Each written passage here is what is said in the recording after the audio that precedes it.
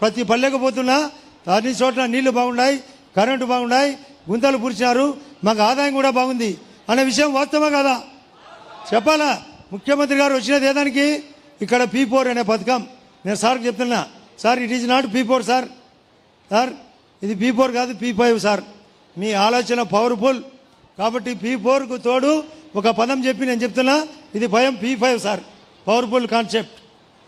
కాబట్టి ఇటువంటి powerful concept మరియు మోడీ గారి ఆధ్వర్యంలో ఎక్కడ చూసినా కూడా మన మోడీ గారు ఈ దేశాన్ని 4వ స్థానంలో నిలబెట్టినాడా లేదా? Health conditions CM relief fund ఎక్కువ ఇస్తున్నాడా లేదా? ప్లస్ అదే కాకుండా స్కూల్ ఎడ్యుకేషన్లో సార్ లోకేష్ గారు వచ్చినాక ఇప్పుడే మీతో చెప్పించినాం సార్, అక్కడ లోకేష్ గారు వచ్చినాక స్కూల్ ఎడ్యుకేషన్ పెరిగిందా లేదా? పెరిగిందా లేదా? సన్నబియ్యం ఇస్తారా లేదా? హాస్టళ్లకు సన్నబియ్యం ఇస్తారా లేదా? మంచి డ్రెస్ కోడ్ ఇస్తున్నారా లేదా? సార్ లోకేష్ అయితే ఆకాశం అంతా ఎదిగినాడు సార్. వాస్తవంగా నేను ఆయనతో కాబట్టి పనిచేసిన, అప్పుడు ఇప్పటికీ తేడా. లోకేష్ తండ్రికి తగ్గ తనయుడు కాదు సార్, తండ్రికి మించిన తనయుడు. ఇది నిజం సార్. ఇప్పుడు నేను జగన్తో పార్టీ చాలా దగ్గరగా అనుకూలంగా పోయినా సార్, నా మీద కోడికెత్తి కేసు పెట్టినాడు సార్.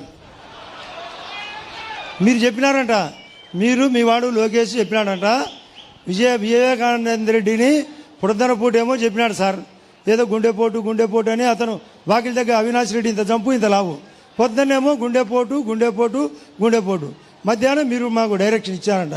నేను బీటెక్ రవి నరికి చంపినామంట సార్.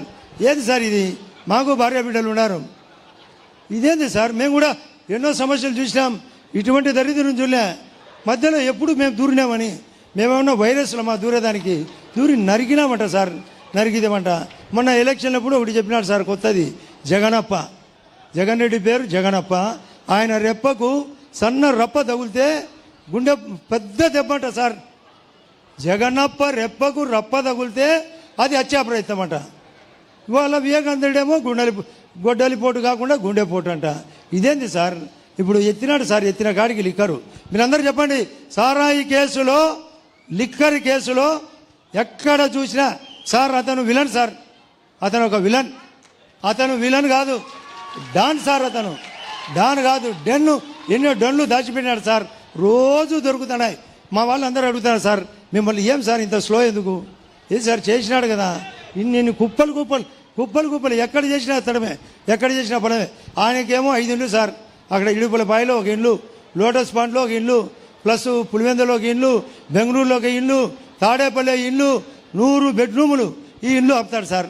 మళ్ళీ మీకు వైజాగ్లో 430 కోట్లతో ఒక ఋషికొండ ప్యాలెస్లో ఎక్కలేని విధంగా, ప్రపంచంలో ఎక్కలేని విధంగా ఈ విధంగా ఉండే వ్యక్తి మనకు రాజకీయాలకు అవసరమా కదా? మీరు సార్కు తెలియాలా, ఇటువంటి వ్యక్తి అవసరమా? ఇటువంటి వ్యక్తి అవసరమా? పనిచేసే ప్రభుత్వం మంచిదే కదా? మీరు మనకు ప్రతి విషయంలో పాపం ఇక్కడ రామ్మోహన్ రెడ్డి గారు మన పేదరికాన్ని గుర్తించి పక్కనుండే ఉప్పలపాడు గ్రామస్తుడు కావాల్సిన రాత్రే చెప్పినాడు, అన్న నేను ఎంత కావాలంటే అంత, ప్రస్తుతానికి ₹1 కోటి డబ్బు ఇస్తానన్నాడు. ఆయన హృదయపూర్వకంగా స్వాగతించాలా లేదా?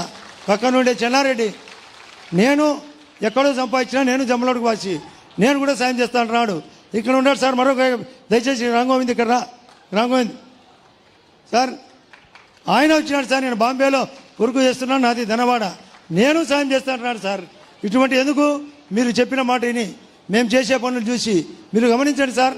జమ్మనమడుగులో సర్వోన్నతంగా పనులు చేశాం సార్ మీ ఆధ్వర్యంలో, కలెక్టర్ గారి ఆధ్వర్యంలో ఎన్ని కావాల్సిన పనులు.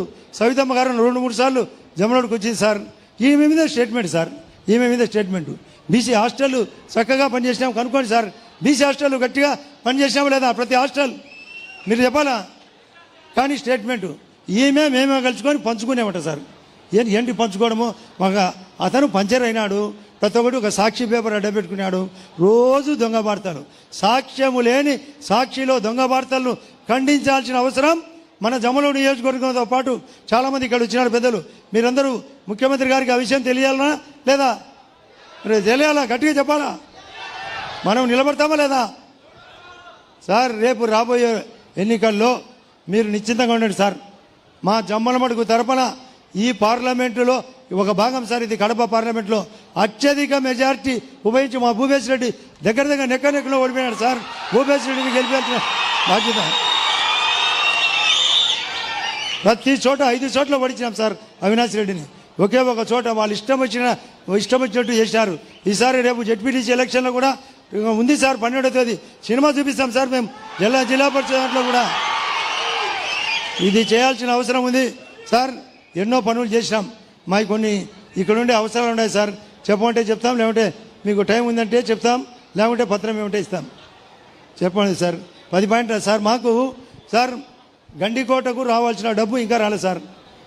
రాజోలి నిర్మాణం జరగాలి సార్. ఎస్ఆర్బీసీ నిర్మాణం జరగాల. అదే కాకుండా నీళ్లు కింద పోతున్నాయి. మా చెరువులు పైన ఉన్నాయి సార్. 40 చెరువులు పైగా. వాటికి నీళ్లు నింపాలి సార్. ఆ గాలేరు నగరి కంటిన్యూషన్ కావాలి సార్. అక్కడ టెక్స్టైల్ పార్కు చిన్న పని లోకేష్ బాబు గారు చెప్పిన మేరకు దాదాపు 90% పూర్తయింది. ఇంకొక 10% పని ఉన్నాయి సార్. అందరూ ఆతృతగా ఉన్నారు సార్ మా చేనేతలు. 7వ తేదీ నాడు 200 యూనిట్లు కరెంటు ఉచితం, పవర్ లూమ్కి 500 యూనిట్లు కడతామని ఇప్పుడే సార్ కూడా డైరెక్షన్ చెప్పినారు. రేపే ఆర్డర్ జీవో ఇవ్వండి అని. కాబట్టి మీరందరూ నిశ్చితంగా ఉండండి.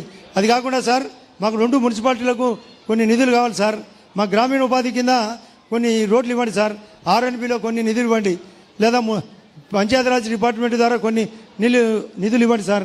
మేమన్నీ విజ్ఞాపన పత్రంలో మీ అందరి తరపున, మన ప్రజల తరపున నేను సుమారుగా 30 పాయింట్లు రాసుకొని వచ్చిన. ఆ 30 పాయింట్లు మీ అందరి తరపున నేను సార్కు విజ్ఞాపన పత్రం ఇస్తా. మేమిద్దరం, నేను భూపేశు సార్ ఆధ్వర్యంలో, సవితమ్మ గారి ఆధ్వర్యంలో, కలెక్టర్ ఆధ్వర్యంలో పని చేస్తామనే నమ్మకం ఉందే లేదా? పని చేస్తామా లేదా? ముఖ్యమంత్రి గారు పని చేయించే వ్యక్తే కాదా? గొప్ప ఆశయం P4 అనేది గొప్ప ఆశయం. పబ్లిక్ ప్రైవేట్ పీపుల్స్ అంటే మనది పార్ట్నర్షిప్, ఇటువంటి కొందరు సంపాదించిన వాళ్ళతో. కాబట్టి ఆలోచన గొప్ప సార్. దానికి కాబట్టి నేను పథకం పేరు P5 అని పెట్టమని ఈ యొక్క జమ్మలమడుగు పరంగా మీ అందరి తరఫున కోరుతున్నా సార్. Powerful statement sir. అది ఆలోచనే పవర్ఫుల్. సారు 4 సార్లు ముఖ్యమంత్రి, ప్రధానమంత్రి గారు 3వసారి ప్రధానమంత్రి. వీళ్ళిద్దరి ఆధ్వర్యంలో సార్ రైలు పట్టాలు పరిగినట్టు ఒకవైపు పవన్ కళ్యాణ్ గారి యొక్క సహకారం కూడా ఉంది సార్. ఇక్కడ కూడా జనసేన వాళ్ళు చాలామంది వచ్చారు సార్. వాళ్ళ యొక్క మద్దతు కూడా ఉంది సార్. కాబట్టి మన యొక్క ఆధ్వర్యంలో నిశ్చింతంగా ఉండండి సార్. మా కడప జిల్లా తరపున మేము పూర్తి స్థాయిలో వాళ్ళ వైఎస్ఆర్ వాళ్ళకు చెక్కు పెట్టడానికి మీరు సూపర్ 6 అమలు చేస్తారు. మీరు ఈ యొక్క వైఎస్ఆర్ పార్టీకి సూపర్ చెక్కు పెడతాం సార్. వైఎస్ఆర్ పార్టీ రాబోయే రోజుల్లో డైనోసార్ కాబోతుంది సార్.